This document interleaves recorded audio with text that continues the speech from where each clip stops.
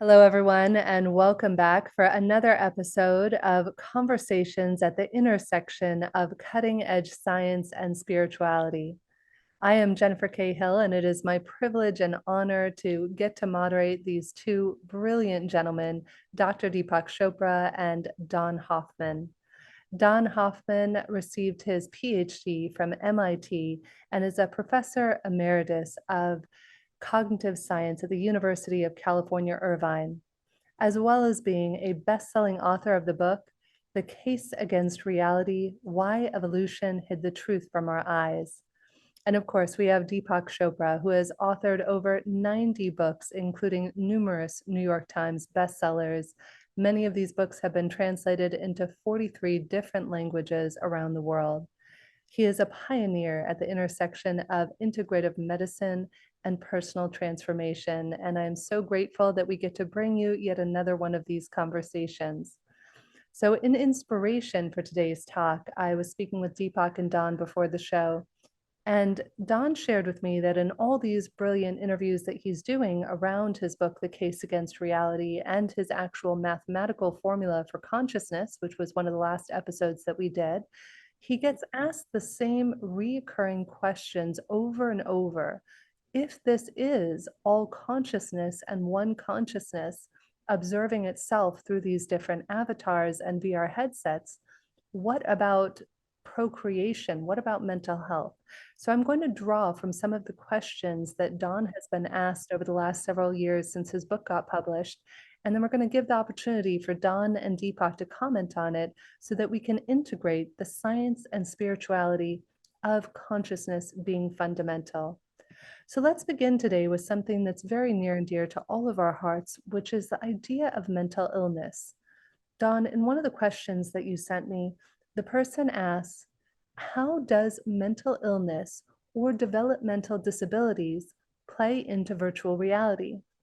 I was thinking it might be considered like a bug in our avatar, but those things affect our brain, which is outside of space-time. And then medicine drugs we take within space-time, which isn't real and affects our brains out, which is outside of space-time. How can something that is only in VR help our brain that is outside of VR? And what causes mental illness and developmental disabilities? Don, do you want to start with this? Oh, okay. Well, there are a couple levels at which one could try to address such a question. One is at a sort of a deep spiritual level, which is to say, why, from a spiritual point of view, does the one consciousness create space-time, for example, and create its own avatars inside space-time, and then have them do all the the amazing different things that we do, and not just human avatars, but ants and spiders and baboons, and there's billions and billions of different avatars that we are aware of. So why would the one consciousness choose to do that? And then in the context of that, why is there problems with mental health in that context? And of course, the right answer is I don't know. So what I'm about to say is a speculation. But some spiritual teachers have pointed out, like Eckhart Tolle has pointed out, if everything were green, then green wouldn't exist. I mean, you need contrasts to actually have something stand out and be. So perhaps if the one is itself the unbounded and unformed, to know itself, it needs a contrast. And so what it does is it plunges itself into infinitely many different forms. It projects itself into all these different forms and lets itself get lost in the forms and then wakes up. And in the process of waking up, it finds out through experience, oh, I am not just that Hoffman avatar. I'm not an ant avatar. I am something far greater than that. But the Hoffman avatar is one little perspective on me, and the ant avatar has another little perspective on me. So there's all these different perspectives. And so the reason for plunging itself into all these different countless avatars is that's the only way to really know itself. And that now in that case, what mental health might turn out to be is if under that scenario, the goal is not what do I accomplish here on earth? Like how many cars do I get, and how famous am I? All that stuff is irrelevant. The only thing that's really relevant is waking up to who I am. I'm not this avatar. So to help itself, it has it makes it painful. So pain and suffering is part of the whole VR headset to prod the one to wake up. So it first starts out identified with the avatar, because that's, you gotta, if you're gonna do this, you have to go in with both feet. So you go in with both feet, you really identify yourself with the form, and then you slowly and painfully wake up. And so mental illness, the suffering and so forth associated with mental illness, is part of the prompt to sort of wake up to who you really are. So I should probably, I've already said quite a bit, so I should stop and let Deepak, a true spiritual teacher, say something more deep. And Deepak, I just want to highlight, I know neveralone.love is one of your passion projects that is aiming to support people with mental health related matters around the world. So I would welcome your feedback in the context of it being such a big passion of yours.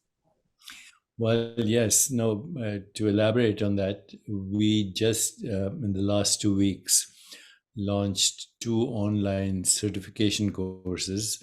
One is called The Soul of Leadership, which I've been teaching at Kellogg and Columbia Business Schools for many years. But it is about spiritual leadership, soul of leadership. And we are partnering with many organizations now to give it out there for free.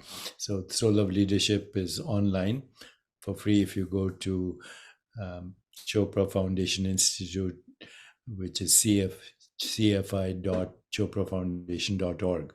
The other course we launched, which is has a little bit of a cost, $9.99. We are certifying people to be peace facilitators in their communities. So begin with their communities, begin with their families. And that's a certification course based on a book that I wrote many years ago called Peace is the Way. And in the 3 days that we've launched it, we have almost 500 people registered for each course. So best thing you can do, actually, anyone who's listening, including you, Jennifer, you can certify yourself in these 2 courses and spread the message, because we need a critical mass of people who want to be the change they want to see in the world. Now, coming to the question that you asked, and Don answered very elegantly, if the infinite is infinite, then it has infinite manifestations, divine and diabolical. There's there's no judgment here. The infinite cannot be compromised by its manifestations. And all experiences by contrast. You don't know what pleasure is if you don't know what pain is. You don't know what up is if you don't know what down is. You don't know what, time is unless you know what timelessness is. On and on. Hot, you don't know hot from cold. So in order to experience anything, you need contrast. Now, what is the purpose of this? Again, like Don, I'll say I don't know, but I think the avatar in a way doesn't wake up. The avatar loses its identity. Waking up or liberation is not of the person, but from the person. I'll repeat that. Liberation is not of the person, but from the person, because what we call our persona, our personal self, with its body and mind, it's not a noun, it's a verb, it's a process. And it's a process in awareness that knows itself as this process, which is a very temporary process. A lifetime goes by like a flash of lightning in the sky, as the Buddha said. A lifetime goes by like a flash of lightning in the sky. And everything when you reach my stage and you look at the past, it's all a dream. It's already gone. Everything that I experienced has already happened. When I look at the Milky Way galaxy, there are many stars that disappeared millions of light years ago, but we're still seeing them. Okay, so when we look at the sky, we see the past. But when I talk to you, we're also experiencing the past. By the time these words reach your consciousness or wherever you process them, they don't exist. By the time you perceive anything, it's over. So, that's the definition of a dream. It's ungraspable. So Wittgenstein said the same thing. This lifetime of us is no, he said, our life is a dream. We are asleep. Once in a while, we wake up enough to know that we're dreaming. Now, when we come to consciousness, right now, there's a fashion in consciousness because, people struggle with consciousness. Is it mind? Is it body? Is it matter only? Is it mind only? And, right now the fashion is panpsychism. My problem with panpsychism, it assumes the existence of matter. But matter is a human word for a human perceptual activity. It's how do I know anything exists? By modes of knowing and awareness. If I asked you, what is this? You'd say a computer. If I asked you this, it's a book. Those are human labels for what? Sound, smell, taste, smell, and form and color. That's it. It's a combination, an alchemy of sensations that I call this object. So if you replace the word object with experience, then you say, where is the experience happening? Is the experience happening there? Is it happening in my brain? It's happening in my eyes. It's happening in my ears. And the fact is, it's not happening in my eyes. Vision is not vision. Of course, I need my eyes to see the world, but there's no picture of the world in my eyes. There's no picture of the world in the electrical current that goes to the brain, and there's no picture of the world in the brain. So where is the experience happening? And the only possible answer is it's happening in consciousness. Then you say, where is it? Where is this consciousness? And why can't I find it or see it or touch it or taste it or smell it? It's because it's without form. And if it's without form, it has no boundaries. And if it has no boundaries, it's infinite. And if it is infinite, it doesn't have a location in space-time, period. So everything that is happening, even this conversation right now, is being processed outside of space-time. That's mind-boggling, that this conversation we are having, we think it's happening on a computer, or we think it's happening in our brain, but it's being processed in awareness, which is not in space-time. So the whole thing right now is being orchestrated in space-time. And what we call these avatars and these ecosystems and the brains are actually virtual expressions in that domain of awareness, which is fundamental, which is without cause, which is irreducible, which is incomprehensible, which is unimaginable, which is not perceptual, which cannot be gained cognitively other than through mathematics, which is also an experience in awareness. So the only conclusion is that we are in a virtual reality, and waking up means waking up to the source of that virtual reality, which is at all times infinite possibilities, infinite correlation, entangled, determined by the uncertainty principle, on and on, And it's actually, recently I've started to think about this a little bit, and you look at, the basics of quantum mechanics. The first one is superposition. Every experience is in superposition with all experiences before you actually have it. It's entangled with. The second principle is uncertainty. Quantum particles are virtual happenings in the quantum vacuum as determined by the uncertainty principle. Before you have a thought, it exists in uncertainty in that entangled word or cloud of probabilities. And so measurement and actually having an experience of the same thing. So on and on. We could give you many other parallels. But here's something that we actually, because the world is in such suffering right now, I think if you look at the dynamics of this virtual reality, if you're immersed in it, we are part of the scenery, right? We are both the seer and the scenery at the same time. It doesn't matter if it's virtual or not. We suffer because we are immersed in it. Okay, the suffering is also part of the virtual reality. And if you look at the recycling of trauma that has happened since hunter-gatherer times, it's just recycling of trauma. And all trauma begins with misperception of who we are, the separate self. That's another thing that naive realism is based on, subject-object split. Whereas in fact, reality, subject, object are part of the ecosystem of experience. They're all one. And, but in naive realism, subject and object are different. So if we actually resolve this idea of subject-object split, because once we see ourselves as separate from that which we observe, that for us creates fear. And fear actually results in trauma and violence as anger. And anger leads to hostility, which is very inflammatory. And hostility leads to desire for vengeance, retribution, all of that. And if we have a conscience, then we feel guilty, may feel shame, and all of the above causes depression. And then it recycles. And now we know that intergenerational trauma can cause epigenetic modulations, which cause inflammation. In fact, I just was looking up the data on inflammation and violence. And so it's recycled trauma, inflammation, that is surfacing as chronic disease, as Alzheimer's, as autoimmune illnesses, as inflammatory disorders. But if you look at the data, also as schizophrenia, bipolar depression, suicidal ideation, less than 5% of disease is genetically determined with fully penetrant genes.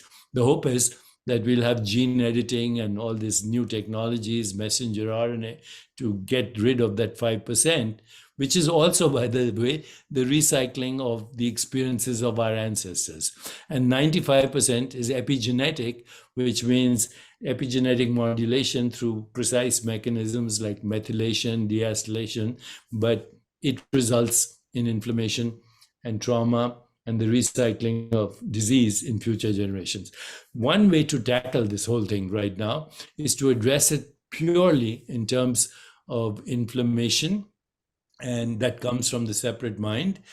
Inflammation, genetic and epigenetic damage, and how to solve it is to wake up to the fundamental reality, which is self-regulating, what we call homeostasis, fundamental reality, whether it's consciousness or whatever. I went these days, because we have AI, I went the other day and I said, in AI, I said, is the quantum field conscious? And the answer was nonsense, etc., etc. Then I reframed the question. I said, is the quantum field self-regulating? Now I got a very different answer. It's some people think that the quantum field is self-regulating, it's self-correlating, it's entangled, it's correlating, it's acausal. And I discovered a new phrase, acausal, non-local, quantum mechanical interrelatedness. Now, when we go at that to the depths of that mathematical description, you say, actually, whether or not we call it self-aware, it doesn't matter. It's definitely self-regulating. And, otherwise, how would we have the emergence of these species? Now, I don't want to go further into this, but, I know that actually, if we go just on this topic, we'll use the entire hour. But I would suggest that we talk about Don's latest paper, and then I have a little addendum to that on that paper, because that would be new conversation. Otherwise, we'd be recycling some of the old conversations. Fair enough, Deepak. And I do want to tie in one thing that Don shared, or I think it was actually Jordan Peterson shared in the interview you did with him, Don, that I thoroughly enjoyed.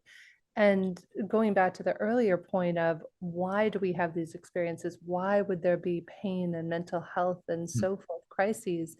And what I really love that I think it was Jordan shared in your interview, Don, is he said, if there is God, right? And God is omniscient, omnipotent, has all seeing all things. What is God's one limit? Being limited. And that so deeply resonated. So then the experience, as Jordan described it, is each one of us chooses these VR headsets with its own set of limitations to have that very unique human experience. So that way the one consciousness could experience every potential facet and thus limit itself when it's omniscient in all things. I thought that was beautiful. I don't know if you want to add anything before we dive into your paper on that, Don. Well, I agree. I think that was a beautiful insight. And it's, again, the unlimited and unbounded one consciousness choosing to experience limitation in all possible different forms, and eventually recognizing that I'm not that specific limitation, but I learned to live through that limitation, and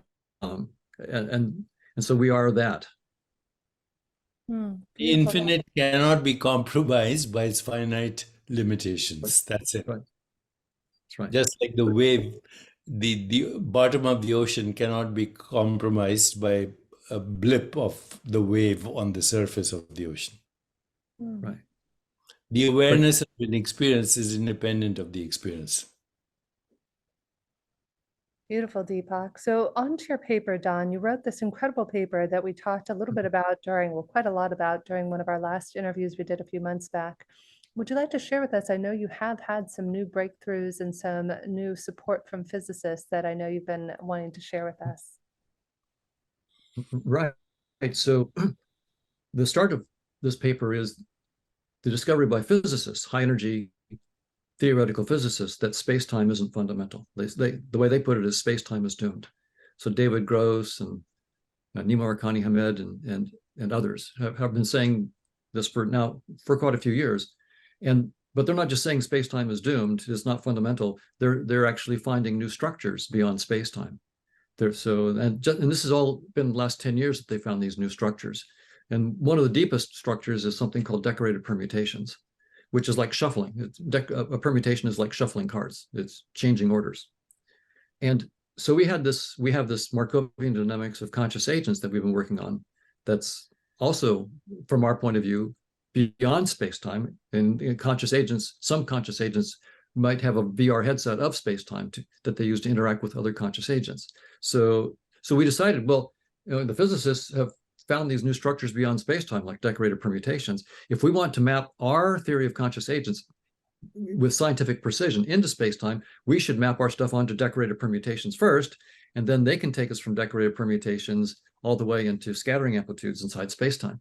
So we published a paper in January where we actually found a couple of mappings between decorated permutations and Markov chains, which we're using for our theory of consciousness. And also for graphs, so mapping graphs down to decorated permutations. And now right now we're trying to mesh our decorated permutations with the permutations that the physicists are using. So that's our current mathematical project. We have some very promising leads on how to do that. But in the process of doing this, the notion of observation came up very, very clearly. And for us, a Markovian kernel, which is a mathematical object, it's a matrix. It has rows and columns of numbers in it. And it describes, what it does for us is describe if a conscious agent has particular experience, say it's seeing red right now, then what's the probability that next experience will be green or blue or purple or what? So it's a matrix of all these probabilities. If I see red right now, what is the probability for my next experience? And so you get a matrix of all these probabilities, and it's called a Markovian kernel. So it's pretty easy to understand at top level. And so what we discovered was that, so each one of these matrices represents an observer, right? Here it's observed red, now it's probably observed green and blue and so forth. So it's representing an observer, a sequence of experiences. What we found was if you take that Markovian kernel and say, let me just only look at the red, green, and blue experience of it. So it's got maybe 10 colors. This one has 10 colors that it's looking at. But let's look only at 3. When you look at the whole dynamics, but only restrict your attention to 3, you get a kernel only 3 colors, right? So what if I'm red, now is my experience, what's probably green next or then blue next? So and you get a new Markovian kernel on those 3. What we showed is that 2 things, that this puts a logic on all the Markovian kernels. What one So this process is called a trace chain. I take the bigger kernel, I look at just a few of its states, and I get a new Markovian kernel. That's called a trace chain on the number. It turns out, so it's an order, a logic. If you say a kernel M is less than a kernel N, or kernel M observes kernel N, if and only if M is a trace chain of N. So what this means is, to observe something, you're not some outside observer that's dispassionate and objective. You are fully embodied and participating in the very system that you're observing. So that's what, but what's interesting is you get a non-Boolean logic. So what we found is that the logic of observation is very much like what you're experiencing in quantum mechanics. It's in general non-Boolean, but it's locally Boolean. So you can find groups of Markovian kernels where this trace logic is a Boolean logic, but generally it's not a Boolean logic, it's non-Boolean. And then we also discovered that this then maps, we found a similar logic on probabilities. So for probabilistic beliefs, a logic on probability measures, which has exactly the same structure as this logic of observation. It's again a non-Boolean logic. The basic idea is that one probability measure is less than another if it could be, it's a normalized, what's called a normalized restriction of the other. So if I'm a normalized restriction of some higher probability measure, then I entail that higher probability measure. But so that's sort of technical. But what we found was our logic of observation and the logic of probabilities are homomorphic. And then the killer was that when you have a Markovian kernel, it'll have, if it's satisfies certain conditions, you can say long term, what's the probability that you'll see red? What's the probability that you'll see green long term, right? That's called the stationary measure. And it turns out that the map from the kernels to their stationary measures is actually the homomorphism from the logic of observation to the logic of probability beliefs. So what's coming out of our theory of conscious agents is like a full embodied theory of observation. What does it mean to be observation? A non-Boolean logic is coming out of it that looks very much like quantum kinds of things. And then this more homomorphism between the logic of observation and the logic of probabilistic beliefs that comes out of it. So we're in the process of getting ready for a paper that describes these breakthroughs. So it's fun. It's new mathematics, but it's also a new, precise way of talking about things that spiritual traditions have been talking about for a long time. So Jennifer, as I listened to Don, and I've been looking at his work, and he's been pursuing this line of thought for a long time, and this is the latest wrinkle in his thought process and mathematical process. And, just hearing him right now, I'm reminded of what the spiritual traditions in India talk about the emergence of thought. And thought, of course, is linked to perception and cognition and feeling and emotion and imagination and all of that. So in the Vedantic tradition and the yoga tradition, there are 4 stages of the emergence of thought. The first is called para. The thought exists, unmanifest, entangled with infinite thoughts. Number 1. The second is called pashyanti. Now the thought emerges as a cloud of probabilities. Okay. Then the third stage is first is para, which is infinite possibilities. Second is cloud of probabilities, pashyanti. The third is madhyama, which is your internal dialogue. You find yourself having a conversation with yourself, and you find yourself having choices. Should I have tea, or should I have coffee, or should I go to a movie, or should I have sex, or whatever? There's a cloud of probabilities. And finally, you choose one, and that is speech. That's the collapse of the wave function. So I find a lot of similarities in this dynamics of emergence of experience with what I just mentioned. But then when I was looking at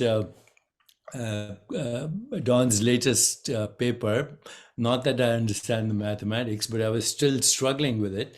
And then somebody sent me a Reuters report on physicists have discovered an equation which they call the master quantum equation. So I went and looked it up, and I've looked at very many sources, and I have a summary of these, and I'd want actually both you and Don to comment on it. So, Don, this may tie in with what you're saying. And these are bullet points that I put together after going to many, many sources. Okay. So I'll read the bullet points. Physicists have discovered a new law of evolution that governs the behavior of quantum systems. That's bullet point 1. Bullet point 2, the law, which is called the quantum master equation, describes how quantum systems change over time. That's bullet point number 2. Bullet point number 3, the law is based on the idea that quantum systems are constantly interacting with their environment. The next bullet point, these interactions cause the quantum system to lose information about its initial state. That almost looked to me like symmetry breaking. Then the next bullet point is the quantum master equation can be used to predict the behavior of a wide variety of quantum systems, including atoms, molecules, and entire galaxies. The discovery of the quantum master equation suggests that cosmic evolution may be occurring at a quantum level. This is because the law applies to all quantum systems, regardless of their size or complexity. As a result, it is possible that the same law is governing the evolution of the universe as a whole. However, it is important to note that the quantum master equation does not provide a complete explanation of cosmic evolution. The law only describes how quantum systems change over time. It does not say anything about the underlying causes of these changes. As a result, it is still not clear whether or not cosmic evolution is actually occurring at a quantum level. Overall, the discovery of the quantum master equation is a significant advance in our understanding of quantum mechanics. The law has the potential to revolutionize our understanding of how quantum systems behave and how they evolve over time. So, when I was looking at this, I said, even this could be expanded. If you go beyond subject-object split, then the problem of environment and organism disappears, because the environment and biological organism as a unified process in a deeper domain of the quantum field, which is self-aware. This is what came to me. But you and your colleague Chetan Prakash, I think, can expand on what I just read and see if it has parallels with your Markovian dynamics. That's a really interesting point, Deepak. And the physicists who are telling us that space-time is doomed, that space-time is not fundamental, these are some high-energy theoretical physicists who are saying this. Some of them also point out that means that quantum theory is doomed. It's not fundamental. That quantum theory itself will arise with space-time from something deeper. And that makes sense to me, because it turns out that a lot of the weirdness of quantum mechanics, so superposition, entanglement, no cloning theorem, things like that, many physicists have pointed out that all of these weirdnesses can be described as just due to lack of knowledge. They're epistemic in nature. And that makes sense if space-time isn't fundamental. If it's just an interface, then an interface has lost a lot of information. And because it's lost a lot of information, you're going to have these properties like the no cloning theorem, superposition and entanglement and so forth. So even if we get a master equation in quantum theory in space-time, which is important, I mean, I'm not downplaying that one bit, that's not the master equation of reality. That's just a master equation for a description in our headset. But in space-time. That's right, in space-time. But let me ask you a question. If there is no subject-object split, if the whole process is one, right, biological organism and biosphere or environment is one process, then automatically you've gone beyond space-time. That's right. And we can actually see in our Markovian dynamical theory, which isn't also, by the way, it's not the truth either, but it's a step outside of space-time. In our theory, the Markovian dynamics need not have increasing entropy. So there is entropy in the system, but it doesn't need to increase in the Markovian dynamics. It can be constant at every step of the dynamics. So there need be no arrow of time whatsoever in our conscious dynamics, no arrow of time. But it's a theorem that if you take a projection, so you take the fundamental dynamics and project it, and you lose information in the projection by what they call conditional probability, you'll get a new dynamics, which is sort of a projection of the big dynamics. So I got the smaller dynamics. And because you lost information, the dynamics will have an arrow of time. The projected dynamics will have an arrow of time. The entropy will be increasing. And so that the arrow of time is not an insight into the full dynamics. It's not an error, it's not an insight, it's an artifact. It's entirely an artifact of the projection process. Now, that artifact, time, is the fundamental limited resource in evolution, right? So in evolution, if you don't get food in time, you die. If you don't mate in time, you don't reproduce. If you don't breathe in time, you die. So what this suggests is that, I love the theory of evolution by natural selection. It's an incredibly beautiful theory, and it's the most, it's in space-time, it's the best theory we have, and evolutionary game theory is quite powerful. But what this suggests is when you go to the new science outside of space-time, all of evolution by natural selection will be viewed as an artifact of the projection process and not a deep insight into the true nature of what's beyond the headset, what's beyond space-time. Does your theory account for what we call negative entropy? Because evolution or life is the opposite of entropy. Yes, and it also doesn't make a distinction between living and non-living. So which is maybe even deeper into what you're trying to say there. So right now, many people, most of my colleagues, want to understand.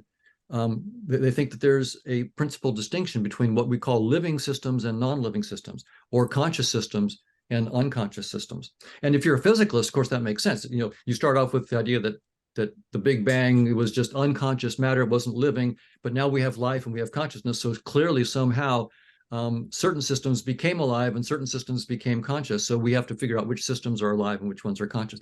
But if you realize that space-time is just a headset, and the entities inside that are like just the pixels in the headset, right?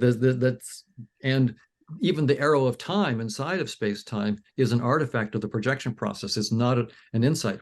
Then I like to use the analogy or the metaphor. Right now, we're all talking to each other on Zoom.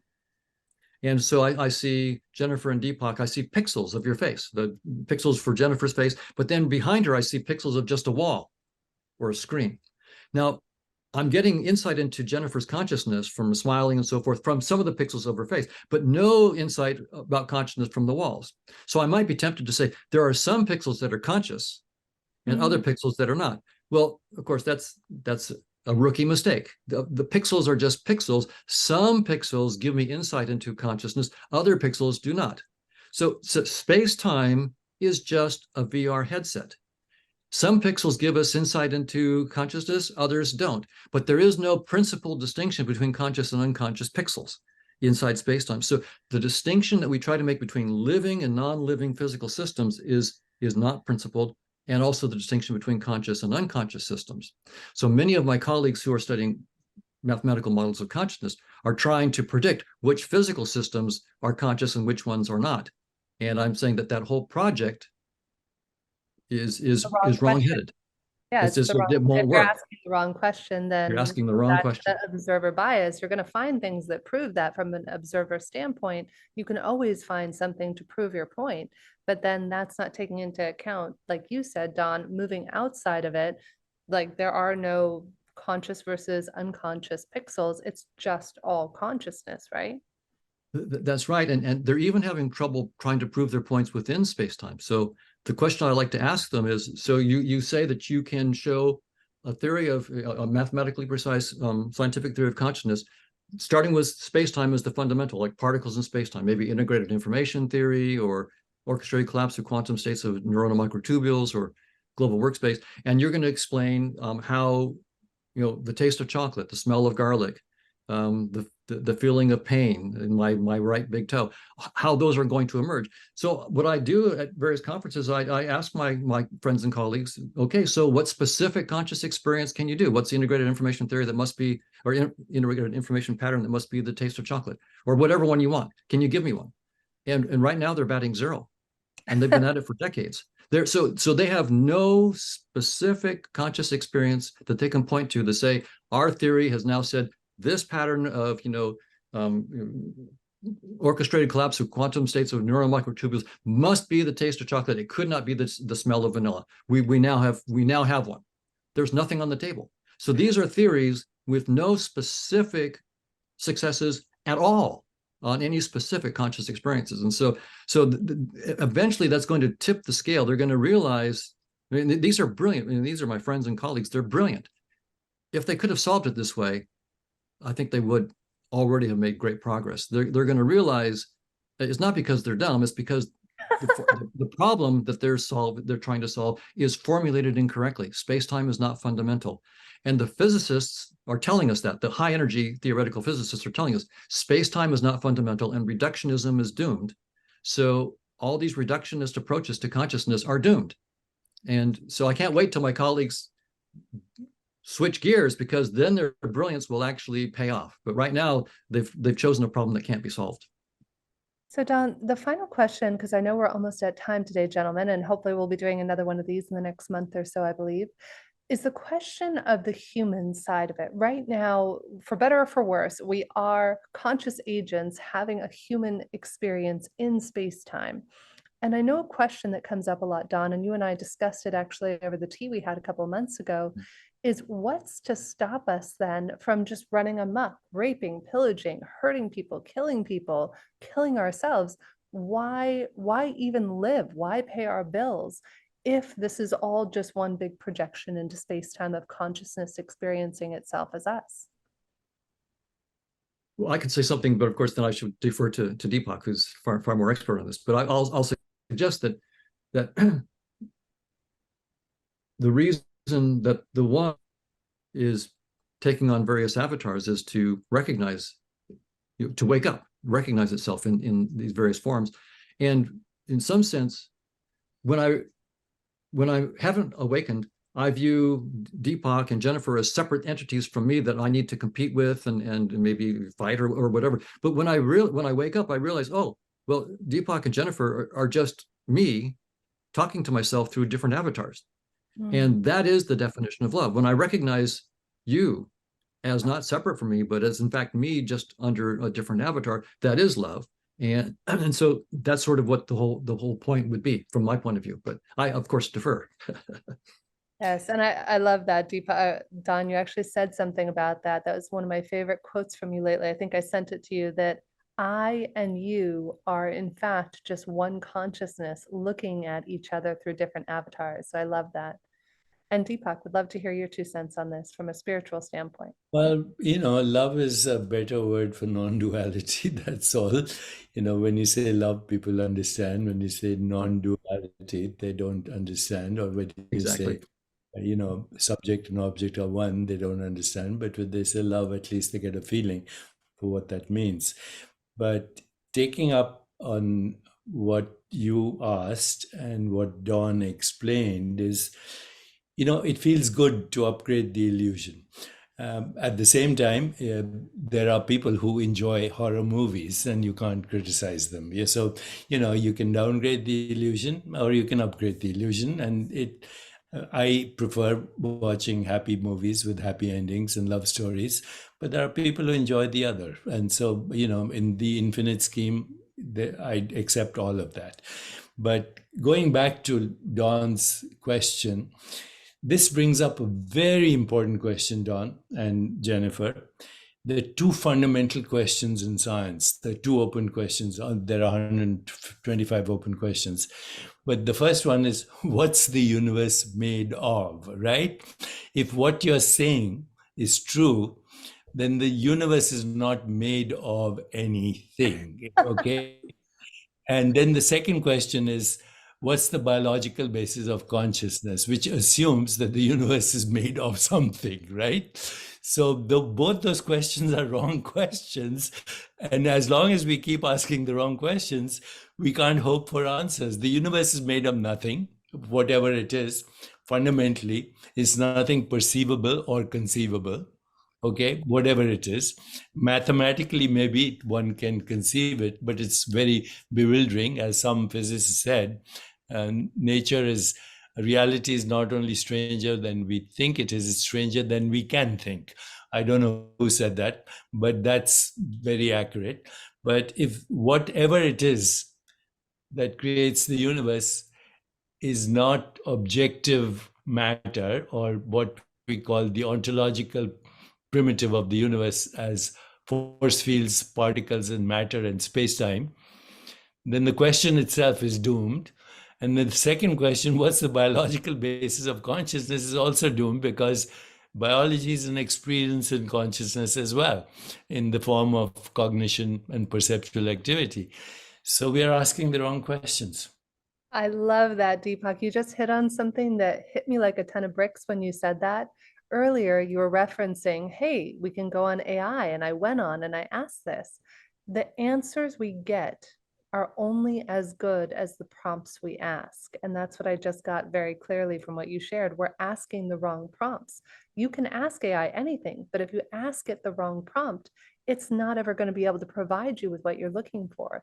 And so too, I think yeah, that's go what ahead. Dawn is pioneering in, is Dawn is pioneering in asking questions that are outside of the realm of ways that we've ever thought, you know, having new ideas and new ways of thinking. To elaborate on what you said, our modes of thinking, and even our modes of experience are actually take into account that space-time and matter are fundamental. So even our modes of thinking and formulation of theories assumes the existence of space-time and matter at the theater of space-time and causality. So once we assume that, we can't even ask the questions outside of that assumption.